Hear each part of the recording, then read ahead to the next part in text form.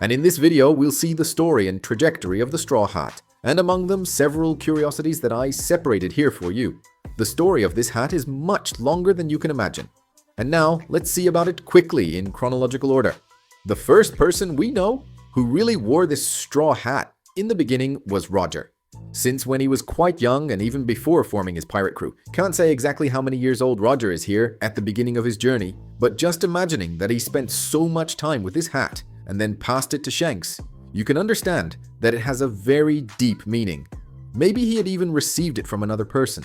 After all, why would a person keep a straw hat for so many years? And why would Shanks receive it as a gift among all the crew members? Many very notable. After all, they were part of the Pirate King's crew. For what reason could it be that Shanks received it?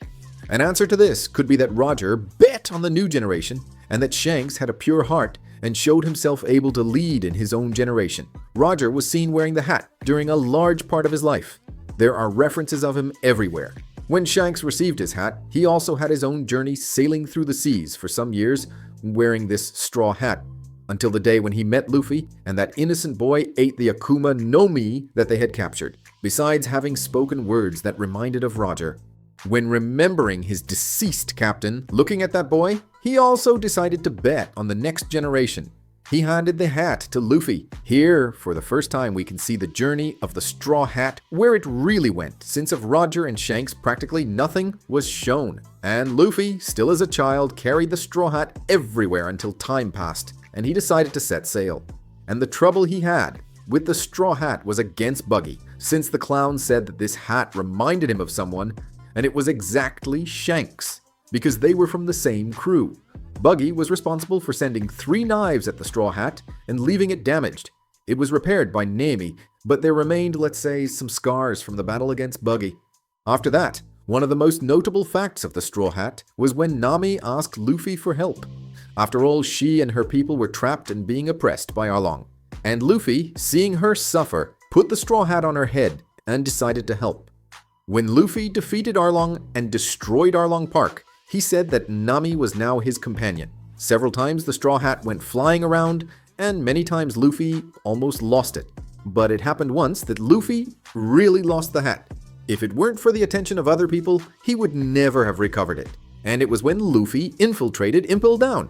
He fought using all his strength and going through the prison that should be the most secure in the world, gathering hundreds of allies and ending up at Marineford in the desperate attempt to save Ace.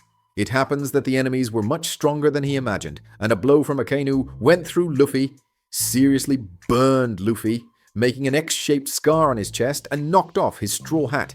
At that moment, Shanks found his hat again. It was he who picked it up from the ground and looked at that old hat. Now defeated, Luffy had been completely defeated, and it wasn't like this that Shanks wanted to take the hat back. At that moment, Luffy was unconscious, and he never knew that this happened. Shanks took the hat and returned it to him as soon as he came out of his medical recovery. He didn't even know that he had lost and recovered the hat that way. The next destination after the time skip was Fishman Island. Once again, they heard about the straw hat. Fishman Island really keeps many secrets, having poneglyph mentioning legendary names like Joy Boy and speaking of predictions of the future. Fishman Island was also connected to 2 ancients, besides being a place of difficult access that is exactly under Maritoa. And there, they heard a prophecy. This prophecy said that a man wearing a straw hat would destroy Fishman Island, and so all suspicions fell upon Luffy. After all, he was the only one around wearing the straw hat.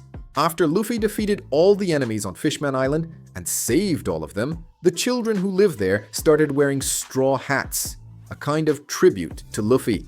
Fishman Island was a place where nobody wore straw hats. Now it has become a symbol of freedom. Later, Fishman Island was named as Luffy's territory. The other person who joined in wearing the straw hat was Mihawk. Even Perona decided to wear a straw hat in this cover story for the decks of the world. Even the animals on the island are wearing a straw hat, as if they were all cheering for the success of Luffy's crew. It happens that until here, the straw hat has been a symbol of overcoming, freedom, and we can even say adventure. But one thing completely breaks this paradigm.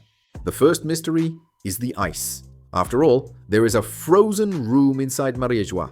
There is a vault, and what everything indicates is completely inaccessible.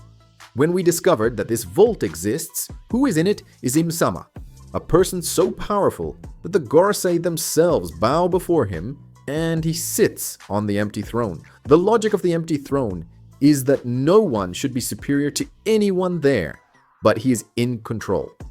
The Gorosei should be the greatest force in the world, but they follow Im's orders. And this person was in a frozen room whose side inside this room was a gigantic straw hat. It wasn't a straw hat like Oars Jr.'s. It was a straw hat exactly like Luffy's. The meaning of the straw hat is unknown, but we can affirm with certainty that this has something to do with the secrets of the world, the things that were hidden centuries ago.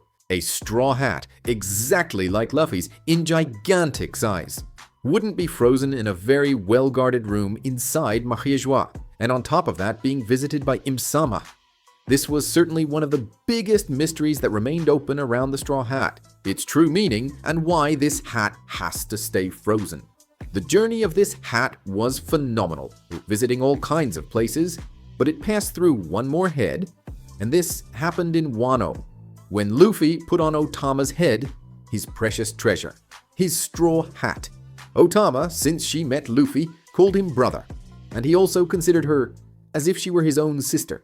Thus, Otama understands part of Luffy's pain of having lost Ace, and she also, without even knowing him, provided him all her food, even though it was her birthday and the only day in the year that she eats something different. She gave everything she had to Luffy. And this symbol of this hat being placed on Otama's head certainly won't go unnoticed. I really wanted her to be part of the crew. Leave it in the comments if you would like Otama to join or not the crew. And to not miss other new videos, subscribe to the channel and activate the notification bell. This way you'll receive new videos here on the channel as soon as they're released, guys. And changing the subject a bit now, I created another channel a while ago and started posting summaries of series and movies there. It went very well. I'll leave his videos here passing for you to check out.